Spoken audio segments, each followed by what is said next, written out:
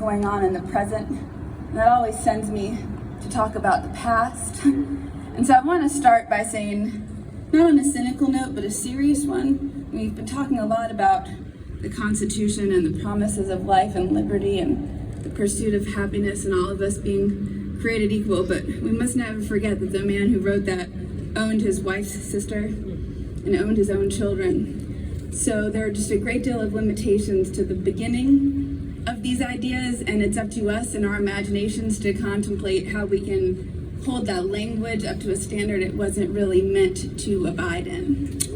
I think that's really important. Get this out. I am here with you. We are gathered here together to stand against racism. What an honorable and on-time charge.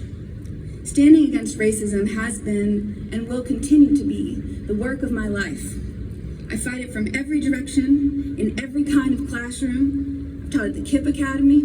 I've taught at Montgomery Bell Academy. I've taught at Fisk University. I've taught at Vanderbilt University. We need relentless 360-degree forward and backward perspective these days. And as usual, like I said, when I'm called to speak about the present, my first instinct is to look to the past.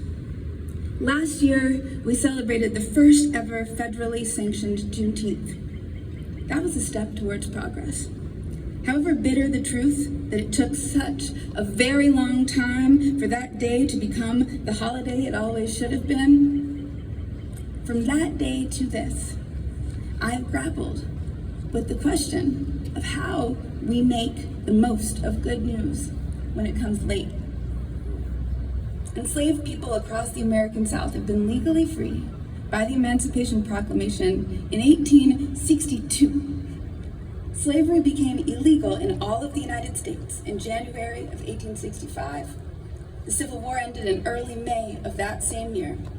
And yet the news of freedom did not formally come to Texas until the middle of June. They were free and didn't know. And there is a bitterness that comes when you ration the truth. As a woman who's authored a cookbook, I am invested in serving up full helpings of sustenance, of truth. As a Black American woman, something obsessed with the past, I spend a lot of my life working to reframe things, not rewrite them, but revisit them so that we might understand them better. It's the work of remembering, and again, not redefining, but expanding definitions. I'm not a history scholar, but I am a good student, and I recognize patterns, and I believe it is time to say that democracy is in danger. I interned for Jim Cooper in the summer of 2008. The district I took calls for no longer exists. Familiar ballasts are falling and failing. Things that once seemed like safe, certain progress are becoming fractured and windblown. What I'm thinking about today, like I said, is how much perspective matters. It's not just a question of which questions we're asking, but about who we're inviting to answer them. It seems to me, in this moment in time, the American capacity for empathy is on trial. So like I said, it's about expanding definitions. If you open any decent dictionary, most of the best words have more than one meaning. Just think. To share, in its verb form. To share, in its verb form, means both to divide and to tell. To give away something for someone else, and to say your piece. There are so many ways to share the truth. To that end, I'm going to orient this conversation the best way I know how by telling a story I witnessed in order to get at the big picture of the truth. So I grew up here in Nashville, born at Vanderbilt Hospital, delivered by a Meharry doctor. Okay, thank you. Brought home to Geneva Circle, right off Marina Street. I lived in Mississippi for 5 of the best and most complicated years of my life. After George Floyd's murder, I have not been able to stop thinking about Emmett Till. In the wake of these past few months and weeks, that has only become more true. Mississippi was maybe the only place on earth I didn't feel gaslit when I talk about the trouble with the idea of America, the divide between the reality of it and the dream of it. Because down in Mississippi, it's as plain as the train tracks that still divide one half of any Delta town from another, the student bodies of any white flight academy from their defunded public counterparts. Mississippi is the only place a white person has called me a nigger to my face without fear or trepidation, not out of a speeding car, but in shared space, and neither of us planning to leave the room before or after the exchange. The best part of the place I live, the Delta, the name of it means change. Mississippi filled me with wonder because it's the best and worst of this country, all the time, and there's no way to hide from either side of it. The terrible systemic iniquities, the ridiculous weather, the living things that will consume the house from under you, the relative lawlessness that means any back road is a chaos highway for good or evil. And here's my favorite touch. In Mississippi, so much of the human-wrought best parts, the music, the food, the good history, the hard work, the cadences and triumphant transcendence from trauma, well, it's all very Black, isn't it? And God help me, I love it for that too. Here's another truth. Like I said, I think about Emmett Till every day. That's been true for over a decade. I should say here that I think about George Floyd now every day too, and so many other names. But for me, this work, or at least my work, no matter where I'm asked to speak, on what occasion, it starts with Emmett Till. On August 24th, 1955, Emmett Till walked into Bryant's grocery store and had an exchange with a woman called Carolyn. That conversation would ultimately end his life. 32 years later, to the day, I was born. 32 years to the day. I still can't get over that somehow. And the words I've got to say next: collective memory, anniversaries, epigenetics, inherited trauma, the way the land holds hard stories like DNA does. What was the world remembering? What were Black mothers remembering? What sighs was the South heaving in memorial and grief on the day I landed here? By now, y'all know I'm something obsessed with how we remember. I think that's got to be a part of this. Here, let me tell it another way. I'm trying to be a credible messenger. I lived at 514 Grand Boulevard in Greenwood, Mississippi for 2 years, straight out of college. If I took a right out of my driveway and carried on down the boulevard till it crossed the little bridge over the Tallahatchie River, it turned into one of those classic Delta highways that always seemed to me to be some bright-lit, vacant intersection of life and death all the time. And you keep driving, and you pass the Tallahatchie Flats. It's a social space with a decorative shacks and curated antique plows, grim reminders of how cheerfully erasure is undertaken in the name of Southern hospitality. But that's not the story I'm here to tell today. The story I'm here to tell is about the first time I kept driving down Money Road. I was 22, little Nashville girl, private school, super sheltered, full of fear and wonder at my new home, and still had something of the voyeur adventurer about me. Cotton field, how wild. Endless corn, how wild. Beans, more cotton, wild again. Look at this place. And then I got to a stretch of road by the tracks that looked, well, like something out of Deep South, don't know better whimsy. I was thinking of the Kathy Bates parts of fried green tomatoes. A stretch of road that used to be a place where lives were lived. I've always been called to what's haunted, like these stairs, but we'll get there later. But this wasn't a familiar strain. I parked and got out of the car.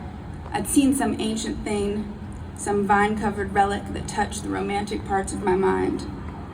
I got out to look, thinking of Iggy and Ruth and other silly, white, revisionist stuff that years of living in the Delta would free me from. I got out and I walked closer and I saw the remains of Bryant's grocery store. Now you must remember, I was standing on the far end of the street where I paid white people rent to live. I took a couple of steps back and threw up where I stood. And I got in my car and I never drove back there.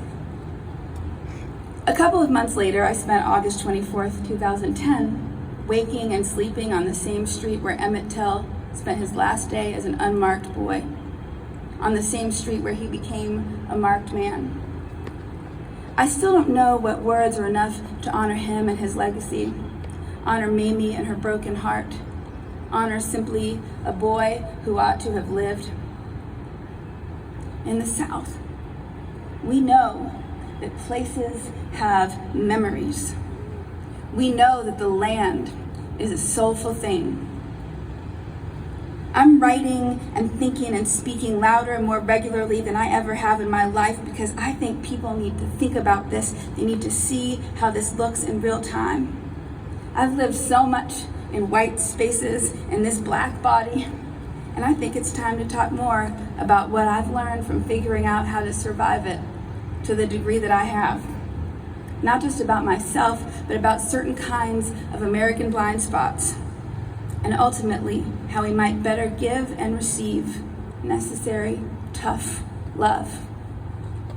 What if I invited you to look at time differently? What if I said there's the same amount of time between the bellies of Middle Passage boats and German death camps as there is between German death camps and whatever Cold War, Jim Crow hybrid is percolating here in this country today? 79 years from when the last slave boat docked in Alabama to when Hitler declared war on Poland. 79 years from when the United States joined World War II to this moment we're in right now. Objects in history's mirror are closer than they appear. My great-grandmother, Alberta, lived till I was 16, and we were very close. Her father was a white man who raped her mother while her mother worked in her father's home. As a result of the trauma of that assault, Alberta was raised primarily by her grandmother, who'd been born a slave on that same property to that same family. So I was loved and molded right here in Nashville, Tennessee, by a woman who was loved and molded by a woman born enslaved. Objects in history's mirror are closer than they appear. When people don't want to teach critical race theory, it's a failure of moral imagination. They can't see a way to acknowledge the truth of the past and love the place that allowed that truth to be. Their love is weaker than my love. I know this place. I see it what it is, and I love it still. That's backbone love. That's fortitude. Now, I can't talk about that kind of love without talking to you a little bit about my grandfather, Avon and Williams Jr. He was the first black man to be elected to the Tennessee Senate since Reconstruction. He was Thurgood Marshall's first cousin, thank you.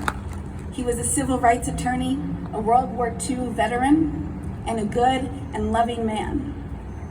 In 1964, he was interviewed on Vanderbilt's campus at length by Robert Penn Warren for Robert Penn Warren's Who Speaks for the Negro Project. My grandfather knew some things about history and memory, the space between the wars, and how we talk about love, and he told Warren so. Warren asked him, did the war experience, as it did in so many other people, have some effect on you in your attitude toward the civil rights situation? Was it fixed beforehand, or did it become fixed afterward in developing part of your convictions and career? To which my grandfather replied, I would say that anyone born in the South and reared in the South would have any Negro with any powers of perception at all would have to have some rather fixed attitudes long before the age that I went into the Army, which was 21 years of age. I would say, however, that some of my attitudes were intensified by reason of the experience in the Army, in a segregated Army, and in some instances in places where the discrimination was just rather open and vicious, in addition to being discrimination in terms of segregated organizations, units, and that sort of thing, such things as PXs and other types of discrimination. Yes, I would say service in the armed forces did intensify some of the attitudes I'd already developed as a result of my experiences as a Southerner. Then the interview gets realer. Part of the fear of desegregation, of integration, Warren posited, was that it was hard to believe. It was hard for white Americans to believe that Black Americans could really love people who just days, months, years, generations before had been willing to engage in a system that stripped them of their rights, dignities, and humanities. And it is a tall order, the notion of choosing to share space with those who have harmed you, or looked away while you were being harmed, or who even voted for someone who was willing to see you wrong done by. My grandfather had an interesting response to that question. He said, "I really didn't say what I should have said about this matter of loving those who hate you. I think that many of us misconceive what loving those who can hate you means. Love does not mean what the white man has traditionally thought it meant. It does not mean being blind to faults. It does not mean being afraid to tell him when he is wrong or when he's being stupid. It doesn't mean being afraid. It does not mean being afraid to fight him in a legitimate way. The love that I'm talking about is the type of love which a very intelligent Christian has for a child. After all, as I see it, although the white man has accused the Negro of being a child in American society, I think that if you look at it realistically, you will find that the white American has displayed the more childish tendencies. That it is he who has failed to accept responsibilities of a mature man.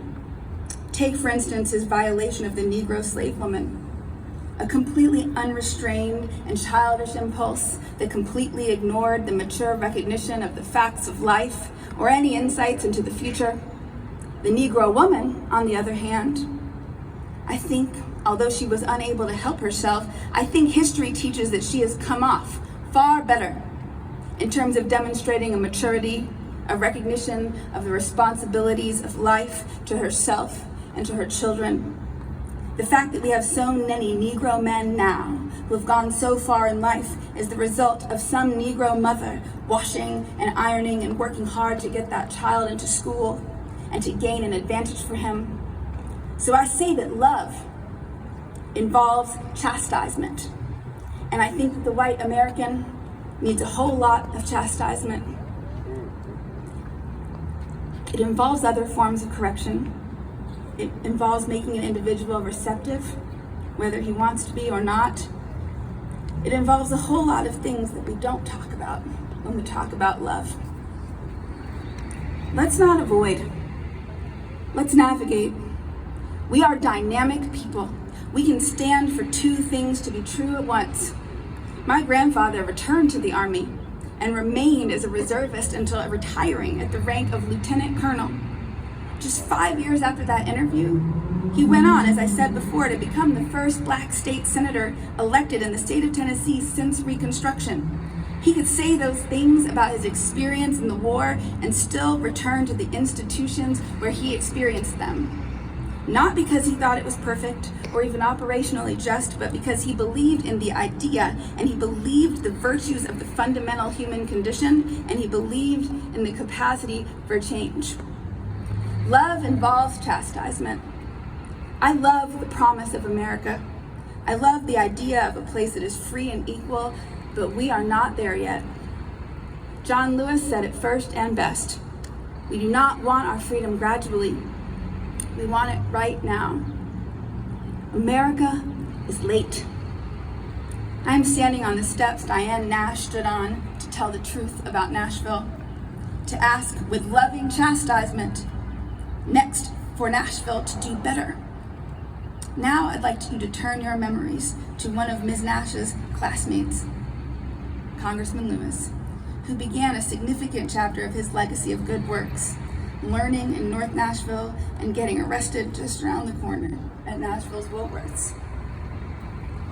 John Lewis said, "We do not want our freedom gradually," half a century ago, and here we stand. We are going backwards. We must be ready for what's next. We must be paying attention. I'm not here to make a list of grievances, from Roe versus Wade to the withholding of tax dollars for schools who dare to teach the truth of what this country has done to Black and brown bodies since its inception. It is plain that we are witnessing the rumblings of a seismic shift, a radical regression. And I say it's time to ring the alarm, to gather, to decide to pay attention, to hope for the best, but be prepared and realistic and bear up and act upon the realities of this place as we witness them.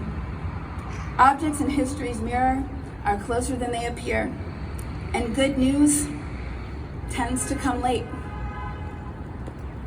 I would like to end this conversation with a poem I had the honor to write on commission for the celebrations at the Ryman Auditorium last year, celebrating the renaming of John Lewis Way.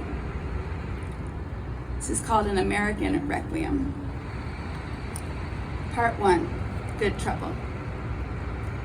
Was his body a boat we hoped would take us to shore? Did we count too much on one conscience to do the work?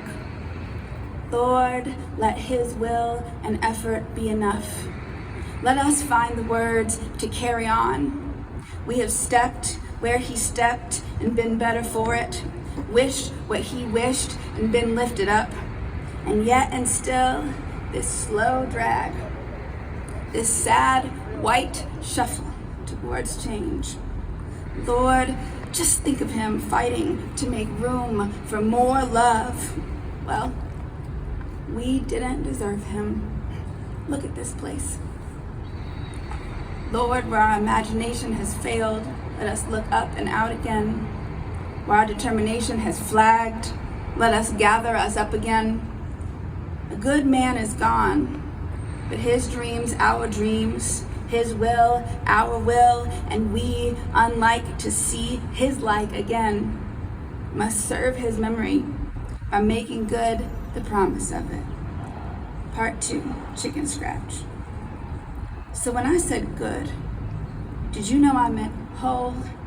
Did you know I meant plans that work, backs that don't break, words with enough weight to get things done? Can you see him, a little boy?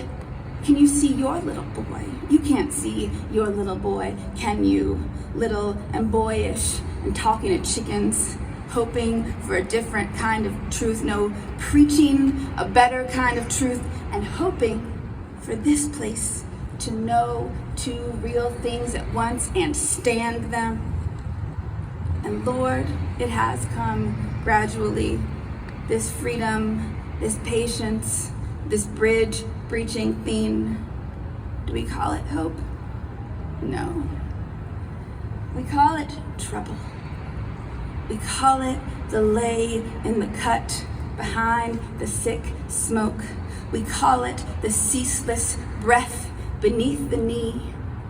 We call it what's always been. We call it what's owed now. We call it what's next, what's next, what's next. Thank y'all.